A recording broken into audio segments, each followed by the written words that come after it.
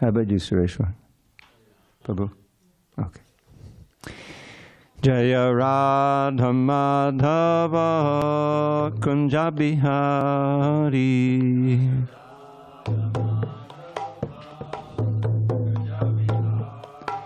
Jaya Radha Madhava Kunja Bihari.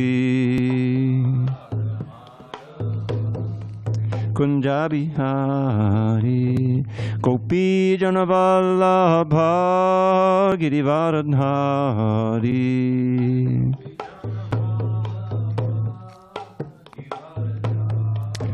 Jaya Gopi Jana Vallabha Girivaradhari.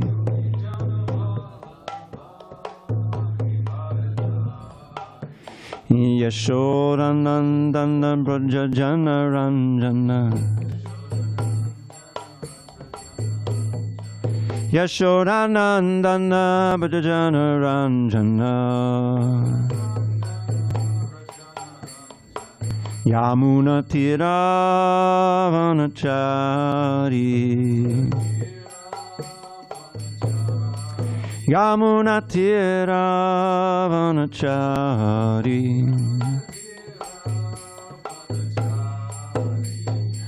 Hare Krishna, Hare Krishna, Krishna Krishna, Hare Hare, Hare Rama, Hare Rama, Rama Rama, Hare Hare.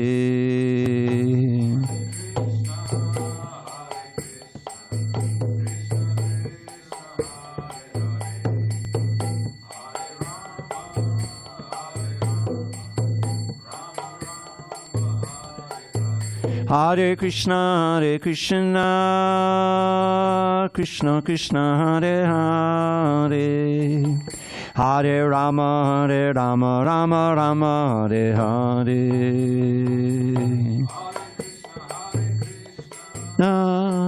Krishna Krishna, Hare Hare, Hare Rama, Hare Rama. Hare Krishna, Hare Krishna, Krishna Krishna, Hare Hare, Hare Rama, Hare Rama, Rama Rama, Hare Hare.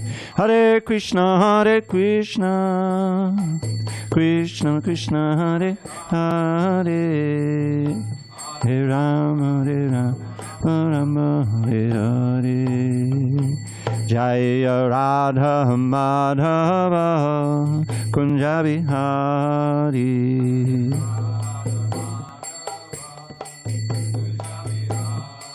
Jaya Radha Madhava Kunja Bihari.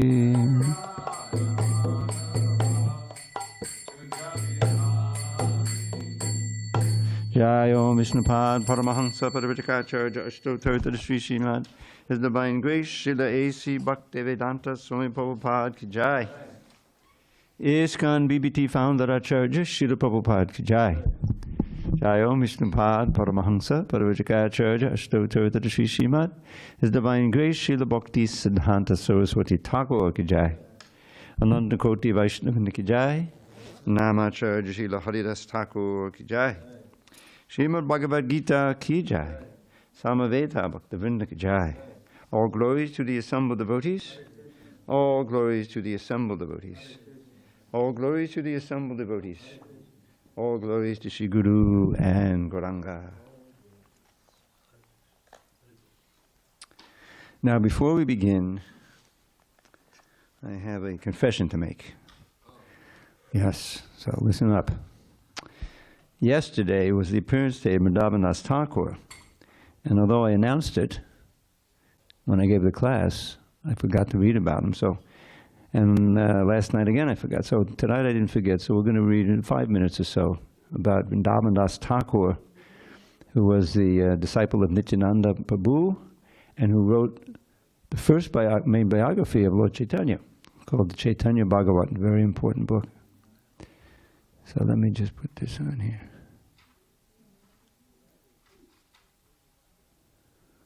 Okay. Anyway, we're going to get a little competition from outside. So, Chad, if it gets too loud, you're going to need to just have to move it a little way away from the door.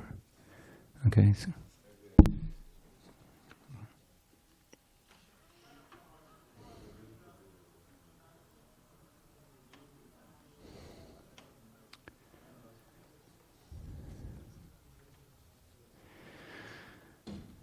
Okay.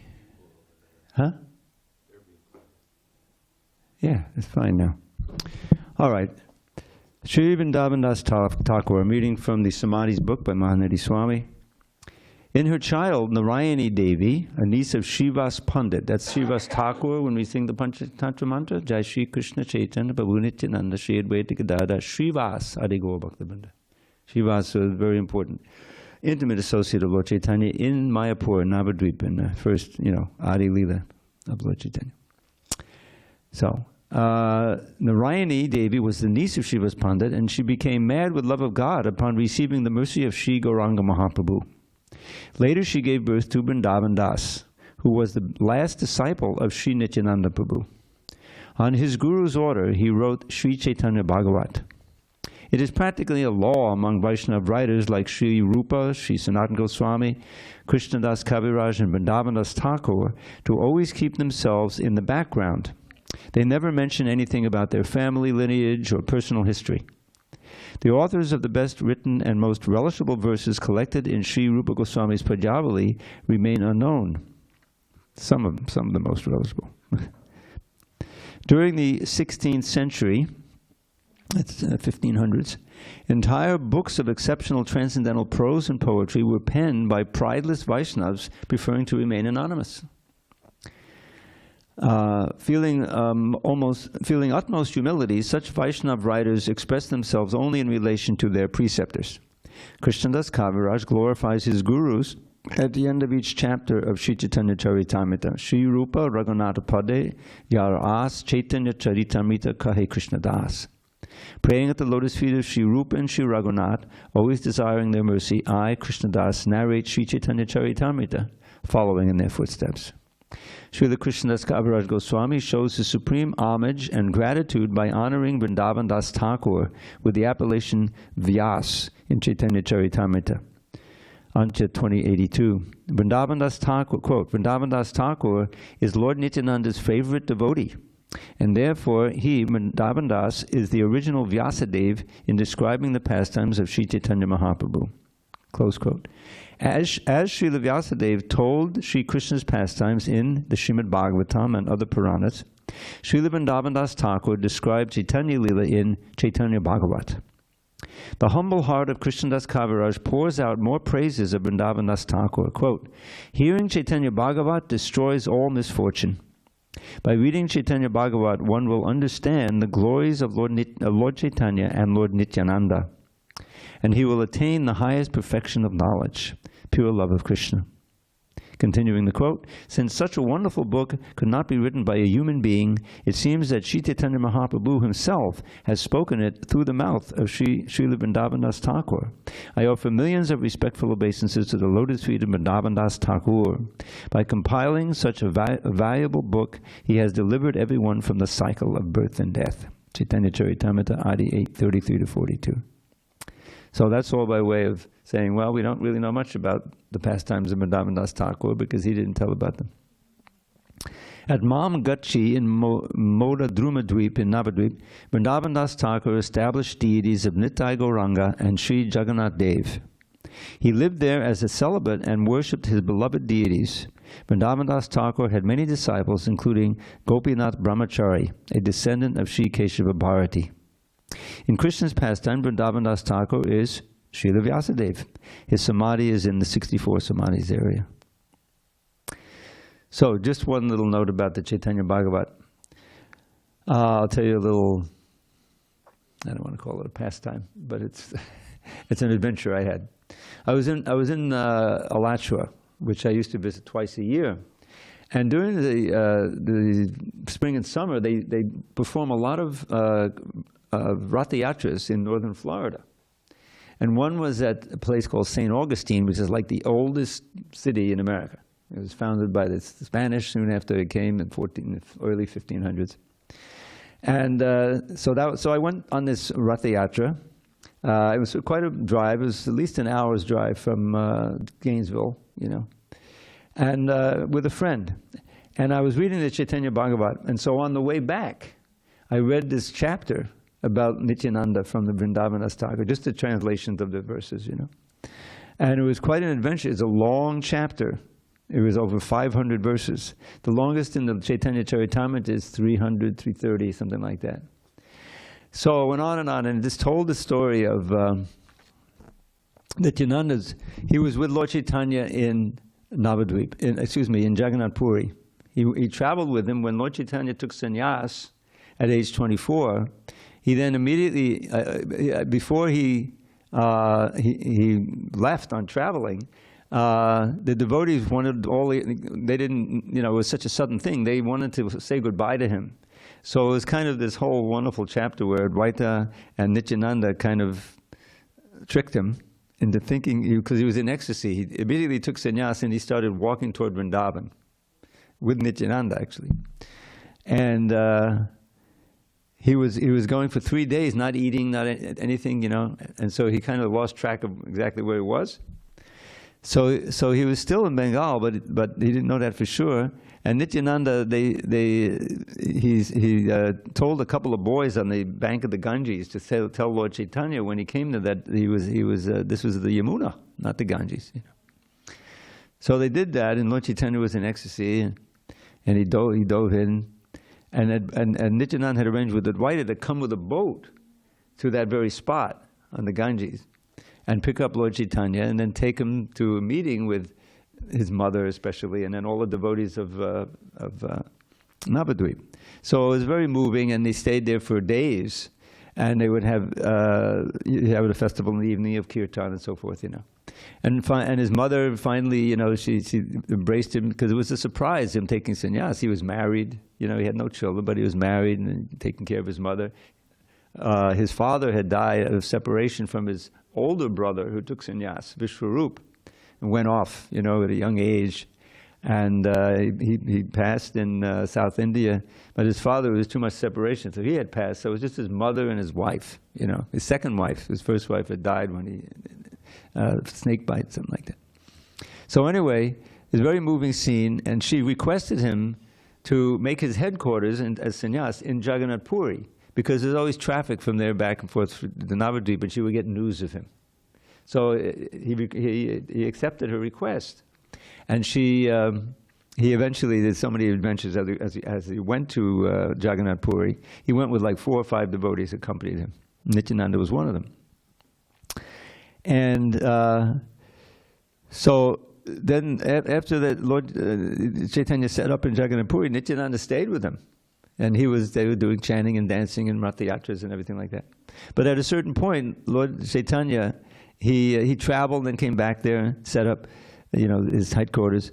And then he asked Nityananda to go back to Bengal to preach. That's where Navadvip and Mayapur is, because he couldn't go. His mother had told him, please stay there in Puri, and he had agreed, so he was staying there. So Nityananda said he didn't want to do it, but he finally agreed. So he had his own crew of devotees who were in the Sakya Ras, regarding him as Balaram, and they were, there's like 12 of them, 12 Gopals they're called.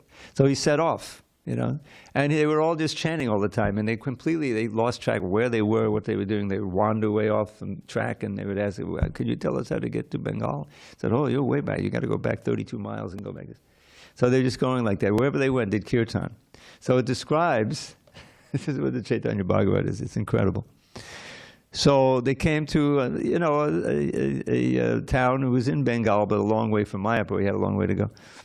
And all the people were in the town were also Vaishnavas, and they just got caught up in the chanting. And it didn't stop, going day and night, chanting. And everyone, they manifested, this is described in Chaitanya Bhagavat. Everyone became extremely strong. And they would embrace trees, and then they would uproot the trees. Children were uprooting trees. It was an amazing scene. And online, so I read the whole chapter. It was like 400 verses on the way back from St. Augustine. I was just reading this friend of mine, he was driving and I was reading. It was like quite an experience. So that Chaitanya Bhagavat is in the wonderful translation by a devotee scholar named Pundarik Vijayanidhi. And it's there with Bhakti Siddhanta Saraswati's commentary. So it's very, it's wonderful. So it's there in the Veda base, which is free to download. I could give you can download and get all Prabhupada's books and so many other books. So if anyone is interested in it, if you don't have a computer and everything, I can give you a printout, not a printout, but a PDF of it or whatever. You can read Chaitanya Bhagavat. Yeah, it's on my shelf. It's like 7 or 8 volumes. It's not a short book, especially with the commentary. So Vrindavan Das Thakur is a tremendous, tremendously important figure in our sampradaya, and I'm happy we got to read about him because I had forgot. All right, now back to the. Oh, I know what. Why I'm confused. I don't use this thing for the class. Om Namo Bhagavate Vasudevaya. Om Namo Bhagavate Vasudevaya. Om Namo Bhagavate Vasudevaya.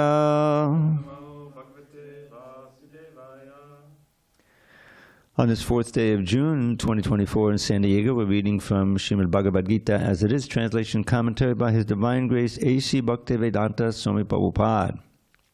And we are in chapter 8, Attaining the Supreme, text 16, at the bottom of page 360. And we're going to skip the individual words, we're going to streamline everything. Brahmā bhuvana loka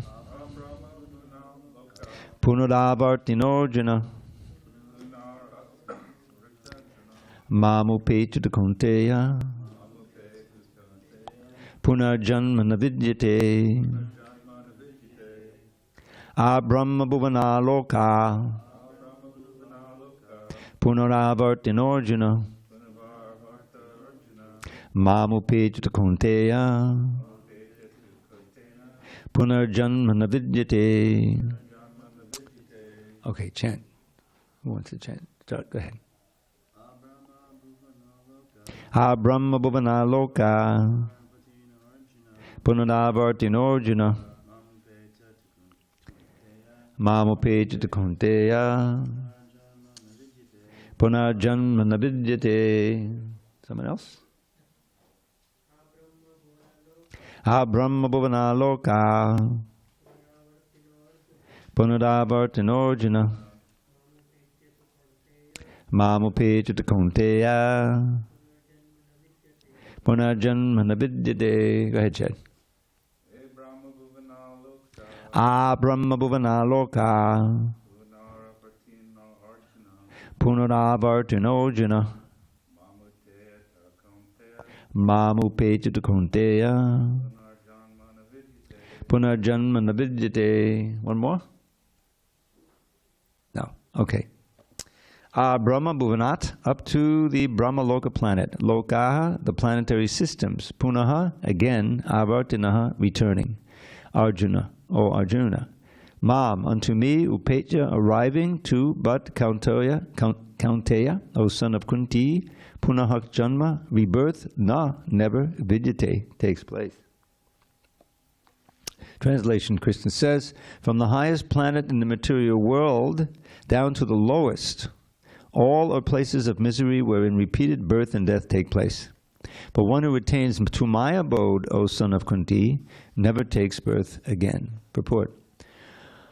All kinds of yogis, karma, jnana, hatha, etc., eventually have to attain devotional perfection in bhakti yoga, or Krishna consciousness, before they can go to Krishna's transcendental abode and never return. Those who attain the highest material planets, the planets of the demigods, are again subjected to repeated birth and death.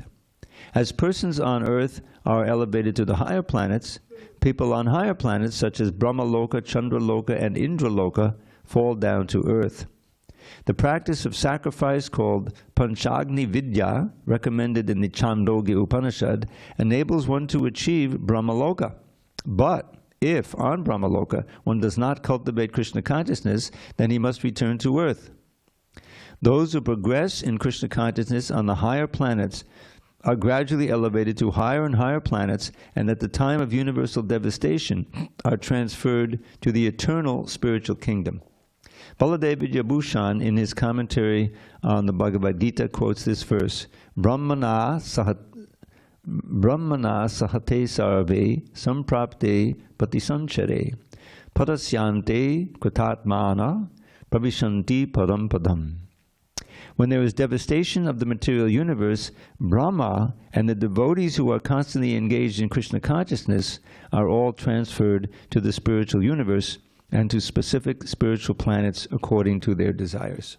Om Jnana Timirandasya Jnanandana Shalakaya Chakshur Unmilitam Mena Tasmai Shri Gurave Namaha. I was born in the darkest of ignorance, but my spiritual master Srila Prabhupada opened my eyes with the torchlight of knowledge. I offer my humble obeisances to him and to all members of Sri Paramparadi disciplic succession. Now, I don't know if you have the correction. What I'm reading here is a late enough edition that this purport was corrected. Mukunda Maharaj wrote me. Mukunda Goswami, who's kind of a legendary figure in ISKCON. Michael Grant, who found Prabhupada 26 2nd Avenue back in 1966. Was this? Yeah, 66 or, yeah. So he wrote to me and he said there's a contradiction here, because the way the purport read, it was like Brahma and all his devotees who are constantly engaged in Krishna consciousness are all transferred to the spiritual universe. So it sounded like everybody on Brahmaloka goes back to Godhead. But it says in the verse that it's a place of return. So the point is that even on Brahmaloka, if you're not advanced enough in Krishna consciousness, you're not going to go back to Godhead. You have to come down again to keep, cultivating Krishna consciousness. And in the 9th canto, Prabhupada revealed, the 9th canto was, I think, written early 77 or late 76. Prabhupada said the first birth that we take when we leave the spiritual world, when we fall down, is the birth as Brahma. So we get to be Brahma, but obviously then everybody on Brahmaloka doesn't come back, and that's confirmed in this verse. Brahmaloka is also a place of return. But this, our present Brahma, you learn that there's many Brahmas. Even our Brahma didn't know that at first. There's a pastime we went to see Lord Krishna about something, and there was a secretary who says, well, who should I say is coming to see Krishna? He said, tell him it's Lord Brahma. So he said he went to Lord Krishna, and then Krishna said, which one? Ask him which one he is. So we went out and he said, which one are you? And I thought there was more. I thought I was it. Tell him I'm the Brahma with 4 heads. So he was let in. Okay, here he went, and he offered his obeisances and all the helmets clanking, and. So he got up and so Lord Krishna said, oh, what's up? What are you here for? So, but before I tell you what I'm here for, could you please tell me, what's this about, which Brahma? I thought I was the only Brahma. So Krishna, in answer to that, he, did something only he could do, and suddenly all the other Brahmas came. You heard this story before? And Brahma, he only had 4 heads. There were some with 8 heads, 10 heads, 20 heads, 100 heads, 1,000 heads. Because the bigger universes to take care of, So, but they couldn't see him, and I don't think they could see each other. There's hundreds of them, thousands of them, and they all offered their obeisances. You can imagine, all those heads, they all had helmets clanking, like that. So Brahma realized that, oh, okay, I'm the smallest one. I only have 4 heads, So it's quite a pastime. But we know, we should know that Brahma is the head of our Sampradaya. Krishna is the head of Sampradaya. But of the 4 Sampradayas, one of them is the Brahma Sampradaya. And because of the descendants, we go Brahma, Madhva, Gaudiya Sampradaya. Because Madhvacharya was a very prominent acharya within the coming down. You see, if you go to the introduction to the end, you'll see the whole list. All the way from Brahma, Krishna started, of course he's the top of all of them, and then Brahma, and all the way down to Srila Prabhupada. So this, if you know the context here, this is all about attaining the Supreme. So you know, we had that nice little lesson at the beginning, near the beginning of the chapter, about the need to constantly remember Krishna. Because why? Antakale chamame va smaran mukva kalevadam yak priyate samadbhavam yasinat yatra sanshaya. If, at the time of death, you can remember me, Krishna says, antakale, that's the end time of the body. Tamame va smaran. Smaran means remembering me. Smaran mukva kalevadam, when you give up the body, or you're liberated from the body. Now, everyone's liberated from the body, but not everyone's liberated. Then they go to another body. So we don't want to go to another material body. You know, so if we're remembering Krishna, we're fully absorbed in the Krishna God, then we won't have to. That's what this verse is. Mukva kalevam, yeah, that person, priyati chamad bhavam, they certainly, without doubt, come to my abode, my nature, mad bhavam. Yasti natrata sankshay, and there's no doubt about it. And in the next verse, he gives the general principle, which is yang bhavi smarang bhavam jajajante kalevanam tang tame vaiti konteya sadatat bhava bhavata. Whatever is the most prominent thought that one has when he leaves the body, that will determine his next body. Whatever state of being one remembers when he quits his body, O son of Kunti, that state he will attain without fail. There's no doubt. So that's the mechanism of transmigration. It's all on the question of the thoughts in your head. Because what happens is we have this gross body which we identify with, you know, throughout ordinary conditioned life, but we have a subtle body that is full of all kinds of desires and unfulfilled desires that we've developed, and all kinds of thoughts, you know. And so an ordinary person in this modern world doesn't have access to Krishna consciousness. So they're thinking about their loved ones, or they're thinking about this, or whatever it may be, you know, whatever, who knows, you know. And that formulates, that's the template upon which your next gross body is. That's described in more detail in the 15th chapter, near the beginning. So that's a revolutionary, if we believe in that, then that changes everything about what we should aspire to do in this life. Well, we should aspire to have the thought that will give us the best body in the next life. And the next best body is not a material body at all. It's our own original spiritual body. And so the whole process of Krishna consciousness is purifying our consciousness until it is revealed to us what our original relation with Krishna is. And even in this body, we can act in that relationship. It's described in the Chaitanya Charitamrita. I think mostly in the 8th chapter of Madhya Lila, which is the conversation with Ramananda Roy, that the great devotees, they live on two planes.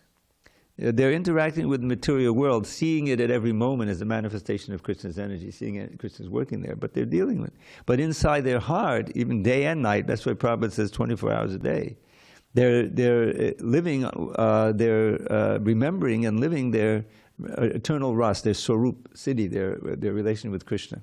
You see, so that's how they, and in that way they remain completely peaceful because they're always in that ecstatic relationship. And any material happiness is, forget that. You know, it's not that they're attracted. No more attraction, no more knots in the heart. So that happens even before death. You can be living in that, and then when finally death comes, you just give up this body, like an old coat, which is another verse in the Bhagavad Gita. Vasani jirnani yada vihaya nabani gunnati naropadani tatashadidani vihaya jirnani jungyani sunyati tanani dehi. Just like one gives up an old dhoti, you know, says, oh, this is too many holes now, I can't repair it anymore, so I'm finished, you know, and gets a new one. Similarly, at the time of death, those who suffer, you know, everyone does it, you know, they don't know it, but they give up the whole body, but they get a new one, you know, baby and everything grows. So we don't want that. We want our new body to be completely spiritual, Satchidananda, which is possible to do by the process of devotional service. So therefore, the last verse of this little lesson that I was telling, Tasmat, therefore, sarveshu kaleshu mamanusmara yujyacha. So therefore, at all times, remember me. This is text 7, page 351. Remember me and fight. Now we can fill in a blank there, or whatever our duties are in this world. You know, we should have an occupation that's not sinful or anything. But remember me and go to the office. Remember me and whatever. Maya Pratamano Buddhir, with your mind, an intelligence dedicated to me, Mama Vaishyasya, you will without a doubt attain me. Because you remember me, what else are you going to think of at the time of death? So this is the whole process is here condensed in three verses. Okay, so what verse are we working on? 17. Okay, so it doesn't do any good to go to Brahma Loka or any other subordinate heavenly planet because you'll return to this earth, generally. Now on Brahma Loka, many practice Krishna consciousness very seriously and go back to Godhead with Brahma, you see. But many don't. They have to come back down. So that's what this Punarjanma is again. All right, then he gives some accounting of Brahma's age. Sahasra Yuga Paryantam Aharyad Brahmano Viduhu Ratrim Yuga Sahasrantam Teho Rata Vidojana. By human calculation, 1,000 ages taken together form the duration of Brahma's one day. And such also is the duration of his night. Now what an age is, the yuga, probably we use the word millennium, he gave it a new meaning. It's a very long time, And so that's just understand. And you look in a dictionary, it means 1,000 years. But that's not the real meaning here. Purport: the duration of the material universe is limited. It is manifested in cycles of kalpas. A kalpa is a day of Brahma, and one day of Brahma consists of 1,000 cycles of 4 yugas, or ages. Now when Prabhupada says day, and when you're reading his books, it means daytime, 12 hours. So there's day and then night, is of equal duration.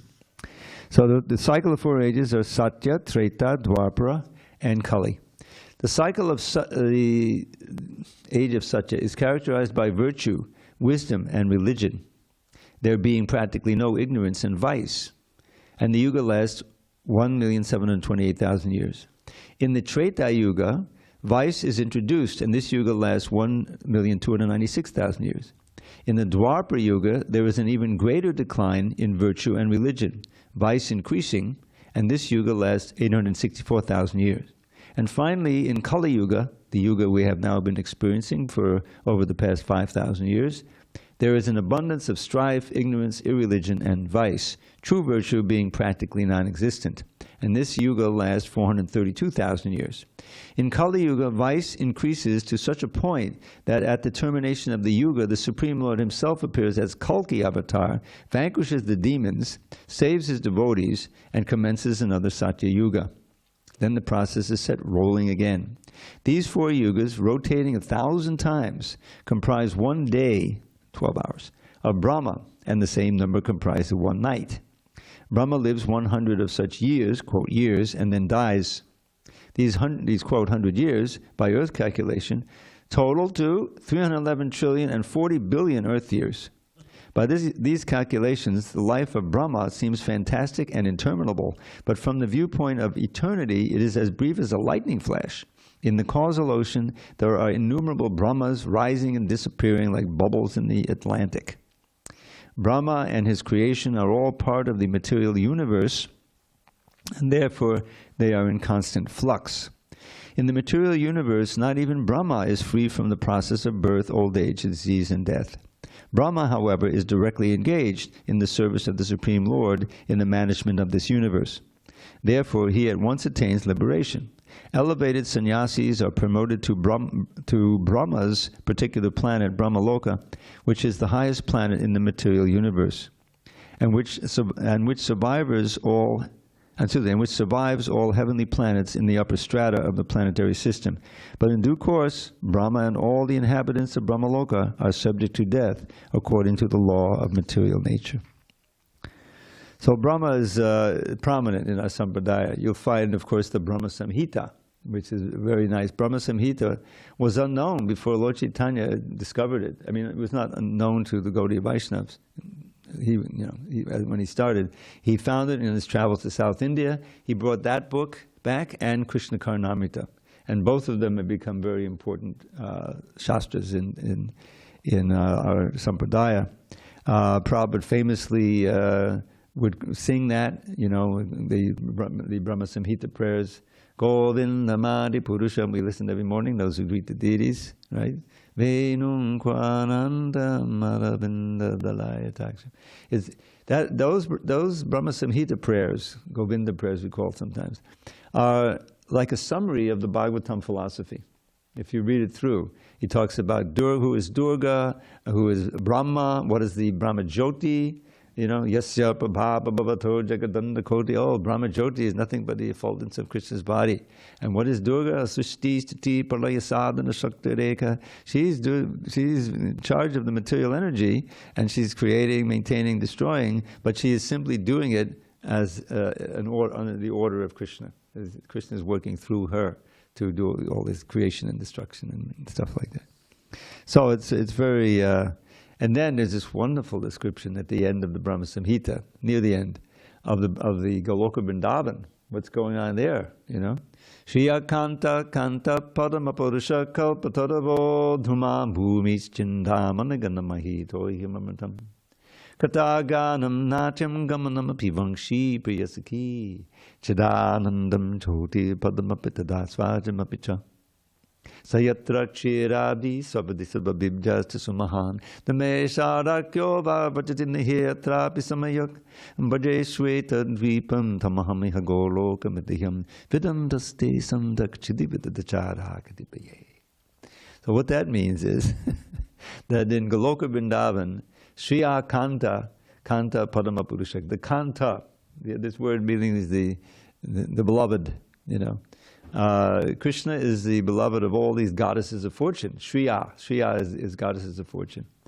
Kanta, and the only beloved for them is Krishna, who is Padma Purusha, the Supreme Person. Padma Purusha Kalpatadava, all the trees are desire trees. All the land is Chintamani gems. Chintamani. All of the walking is dancing. All of the talking is singing. So everything is an eternal festival there. And one can always hear that flute in the distance, Krishna's friend, Priya Sakhi, his dear friend. And then Chidanandam Jyoti, everything is glowing with this spiritual bliss energy, which you can directly taste. Nothing is just there, it's all it's effulgence. There's no need for, as it says in the Gita, there's no need for fire, no need for the sun, there's nothing, no need, everything is self-effulgent. And then it says, Sayatra Chirabdi, there's these Surabi cows, thousands of Surabi cows, and they're so blissful, they're always pouring milk on the ground. They're so happy that their udders are leaking this milk and muddying the ground. And, very significant line, not a second passes away. There's no past or future there. It's all in the eternal present. No one gets old. No one dies. Nothing changes. And yet, although it basically doesn't change, everything is fresh. Each pastime has its own. In other words, it's not hackneyed at all. There's new adventures taking place every day. And then the last line to this says, "This world is known only to a very few pure souls who walk the earth." Because it's very confidential what's going on. So the Brahma Samhita is so important. Brahma's prayers in the Bhagavatam are very significant. Chapter 14, in the 10th canto, and then in the 3rd canto, also the description of the kingdom of God, and like that. So, and he really likes that Brahma Samhita meter. Whenever he has these prayers, he usually uses that meter. Govindamadi Purusham Tamaham Bhajami, throughout the Bhagavatam. It's very interesting. Anyway, so that's Brahma, and the Brahma that in our universe is going back to Godhead, and all those on his planet who are advanced will go with him. But we don't want to go to Brahma Loka, as it is said. Brahma, how does it get? Brahma Stambhaparyantam Savam Mayamiyam Jagat Satyam Satyam Punak Satyam Hare Namaiva Kevalam. From Brahma's realm atop the sky down to the lowly grass, illusion reigns in Maya Devi's treacherous morass. The truth, the only truth, the name of Shri Hari. The holy name of Shri Hari is surely all that be. That's a prayer in the Kevalashtaka. All right, let's go on. We can do one more. Okay, text 18. Avyakta avyaktayak sarva prabhavantya har agame Ratyagame paliyante Tatvaibhavyakta Sangake. At the beginning of Brahma's day, all living entities became manifest from the unmanifest state. And thereafter, when the night falls, all living entities become manifest from the unmanifest state, and thereafter, when the night falls, they are merged into the unmanifest again. Okay. 19. Bhuta gramasa evayam Bhutva bhutva paliyate Ratyagame vashakparta Prabhavatyaharagame. Again and again, when Brahma's day arrives, all living entities come into being, and with the arrival of Brahma's night, they are helplessly annihilated. Purport. The less intelligent who try to remain within this material world may be elevated to higher planets and then again must come down to this planet Earth. During the daytime of Brahma, they can exhibit their activities on higher and lower planets within this material world, but at the coming of Brahma's night, they are all annihilated. In the day they receive various bodies for material activities, and at night they no longer have bodies but remain compact in the body of Vishnu. So I think that's Garbhodaksha Vishnu in this case. And the idea is that we don't have any gross body, and we have our subtle body, but it's dormant. And so we're just like in this, we're not dreaming or anything. We just, we're still alive. We never die. The living entity never dies. But everything is just static until, again, the day of Brahma comes, and then we start taking a body and doing this all. And then we've been going through that, how many days and nights of Brahma, He lives 311 trillion years. 40 billion. I don't want to forget those 40 billion. So we want to try to get out of this, so we don't have to keep, this. Even though it's maybe nice on Brahma Loka, it's not where we want to be.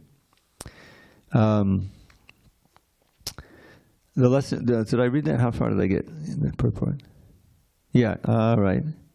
Then again they are manifest at the arrival of Brahma's day. Bhutva bhutva paliyate. During the day they become manifest, at night they're annihilated again. Ultimately, when Brahma's life is finished, they are all annihilated and remain unmanifest for millions and millions of years, except for those who advance in Krishna consciousness and go back to guided with Brahma. That's in the previous purport. And then Brahma is born again in another millennium, and they are again manifest. In this way, they are captivated by the spell of the material world. But those intelligent persons who take to Krishna consciousness use the human life fully in the devotional service of the Lord, chanting Hare Krishna, Krishna Krishna, Hare Hare, Hare Rama, Rama Rama, Hare Hare. Thus, they transfer themselves, even in this life, to the spiritual planet of Krishna and become eternally blissful there, not being subject to such rebirths. Now, even in this life means, I think probably talking about the end of this life. But as I mentioned, the great advanced devotees can even be there in their internal consciousness before they leave the physical body. They're already on that plane. They're not affected by the modes of nature, unlike us. So now here's one of the verses, one of the few, there's 3 or 4 that describe the spiritual world. This next verse, 20. Parastasmata bhavonyo vyakto vyaktat sanatanaha yaksa sarveshu bhuteshu nashyatsu navinashyati.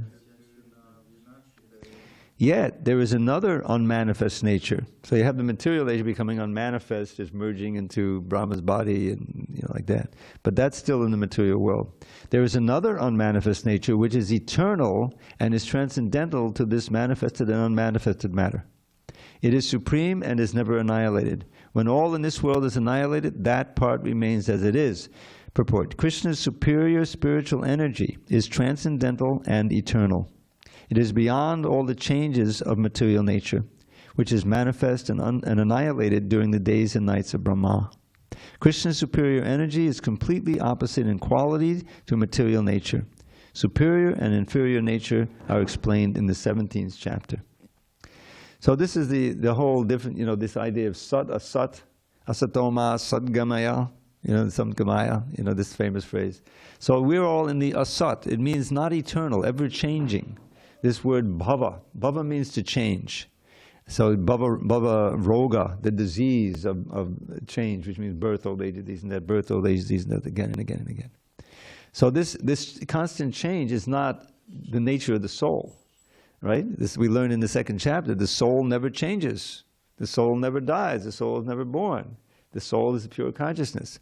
So that's who we are. But because we're minute and we're conditioned, we've forgotten that. And we are wholly and solely with our gross body and our subtle body. But they're both material. So that's the situation we are in, and we'll stay in that situation until we become enlightened enough to practice yoga, bhakti yoga, and cleanse ourselves of all this misconception and reawaken our original Krishna consciousness. And Lord Chaitanya, don't forget, he's not different from Krishna. He's also instructing in the Chaitanya Charitamrita. Gauravani Pracharine. Sound familiar? That's Prabhupada's pranam mantra. He's spreading the words of Gaurachandra, Lord Chaitanya, which are non-different from Krishna's. So he says there, in his teaching to Sanatana Goswami, Nitya Siddha Krishna Prema Sadhya Kabunoi, Shravanadi Shuddha Chitte Kodaye Udoi. A very important verse. He's telling this eternal perfection of Krishna Prema. That's the perfection of the soul, to be fully in love with Krishna and acting on the basis of that love eternally. So that's there in everyone's heart. So it's not a sadhya. Now, there's sadhana and sadhya. And we practice sadhana, bhakti yoga practice, the do's and the don'ts, in order to attain the sadhya, which is prema, you see. But here he's saying that this prema is not an ordinary sadhya. Sadhya is anything. You know, you want to become an auto mechanic, well, you got to do something. You got to go and intern at some garage or something, and see what everyone's doing and learn and eventually get the skills down, and then you'll get the sadhya, which is you're expert in car repair. You can start your own garage or work in another garage. That's the goal. Attain it. Yeah. Sadhana, sadhya. What is a degree? What is a college degree? It means you practice you attended the classes, you took the exams, you passed it. Then you get your degree and you can get a job, hopefully. So what is the sadhana and sadhya of bhakti? Well, everything we do, we're chanting, reading Bhagavad Gita, all this stuff, regulation. And the sadhya is prema, is pure love for Krishna. And then you can live in that. And then when you die with that prema, and you remember Krishna, what else are you going to remember? You go to the world, a spiritual world, where that's all that's going on. The activities of loving exchange with Krishna. That's what bhakti is, bhakti rasa, in different relationships. So here, in this verse, Krishna says this is not an ordinary sadhya and a sadhana. Meaning that it's already there. We already have it. It's intrinsic to us. We've just forgotten it. So Chaito Darpana Marjanam, by chanting Hare Krishna and other processes of devotional service, we're purifying the mind, the subtle body of everything that's not Krishna consciousness. And by doing that, even just beginning that, you become liberated, because it's in stages. You're losing your attachment for the material world. That's the first purification, vairagya. Vairagya and vidya go together. The more you get real knowledge of the self, which turns into vigyan, direct experience, the more that you're not attracted to the material world anymore. All of these knots and these desires and the doubts and everything are annihilated, because you're getting direct experience and you're being purified from within. Krishna's helping you from within. So that's our sadhana, and the sadhya is the original state that we're in. So in one sense, it's not something that has to be brought out. Somebody like to develop the skill of a car mechanic. That's also artificial. That's not our eternal sarup. In next birth or this birth, you'll do something else. So that's why you see Nitya Siddha Krishna Prema Sadhya Kabunoi. The eternal perfection of Krishna Prema is not like an ordinary sadhya or a sadhana. It's already there. And therefore he says, Shravanadi Shuddha Chitte, by the process of hearing the holy name and chanting. So it's Shravanadi. It all begins with hearing, and then it's chanting, remembering, serving, all the 9 processes of devotional service. Hearing is the most essential. So he says, Adi, etc. By Shravanadi Shuddha Chitte, the consciousness becomes purified, and that original love awakens in the heart. It's just like, you're polishing the heart and you're gradually seeing what's really there. That's the idea. What's really there is love for God. that's been buried and has been diverted and distorted and perverted, reflection in this world. We're attracted to this world. Even personal relationships, which are temporary, are ultimately a big part of our attachment, a big part of our entanglement. So we want personal relationships, healthy bhakti relationships, and helping each other to serve Krishna and glorify Krishna. That's real Krishna consciousness. So that's this verse is so nice. Which one? Did we do 21? No, we did 20. Okay. All right, so it's getting a little late, so I was getting into some of my poems, so I'll share a few of those with you. So, in the spiritual world, now, you may know these paintings. The thing is, these are all the paintings. Krishna is entering into he's leaving the village. The gopis are all crowded in their homes, seeing him, and the cows are behind him. Balaram is there, and all the cowherd boys, and he's playing the flute, and he's walking into the forest. There's a nice Sanskrit verse which I'll skip. With lovely peacock plume upon his head, and fragrant flower placed upon each ear, he enters Braj's woods with graceful tread, a handsome dancing actor without peer. His gold and yellow raiment brightly glows, his splendid garland reaches to his knees, and from his luscious lips the nectar flows, and fills his flute with charming melodies. As Krishna thus begins his blissful day, with cowherd friends who sing his glory sweet, he beautifies Vrindavan's forest way, with fine impressions of his lotus feet. Now then, they get clear of the village, and then Krishna and Balaram start running on the bank of the Yamuna. Have you ever seen this one? They're running in front, and the boys are behind them, and the cows are behind them, and they're going to have a great time in the forest. The cows will be eating the fresh grass. They're happy, and Krishna and Balaram will be playing, and the boys will be playing. That's their daily activity. What a nice job to have. Can you imagine this? So, let's go, said Krishna. Don't delay at all. And he and Balaram began to run ahead of all their cowherd friends who called, "Oh, Krishna, Rama, let us join the fun." And off they ran to Braj's forest haunts, to play in every bower, grove, and sward. The boys would tease their friend with playful taunts, forgetting his position as the Lord. A sward is a meadow. It's a rare word, but it has to rhyme with Lord, so I need something. Sri Krishna is inviting us as well to join him in his pastimes, which enthrall. The wise heed Krishna when they hear him tell, "Let's go, my friends, do not delay at all." Let's get serious. So then they're out in the forest, deep in the forest, and Krishna is swinging. He's swinging in the trees. It's a special pastime. A couple of boys are up there with him, and a few others are pulling the rope. For Krishna and his multitude of friends, a festival of joy each day would bring. A special thrill in Braj's forest glens was riding with him high upon a swing. O Ujjvala, Sri Dhamma, Bhadrasena, just see Vrindavan's bountiful delights. The peacock's dance, the songbird's sweet refrain, the lakes and hills and other scenic sights. All these make this the best place on the earth for us to play all day and herd the cows. Thus Krishna, in a mood of sportive mirth, enthused his friends while swinging from the boughs. Hare Krishna. If you, a local here, anyone remotely, would like my poetry, you write to me. It's only $100. No, it's completely free. The address is Dravida108@gmail, and I'll send you my PDF. And there's also some nice pictures in there. The paintings. I have little paintings that go with these poems. Not all the poems are paintings, but there's 12 of them that do, because I wrote it as part of a calendar back in 2004. So that concludes our evening tonight. Yeah, it's time. All glories to Srila Prabhupada. Hare Hare.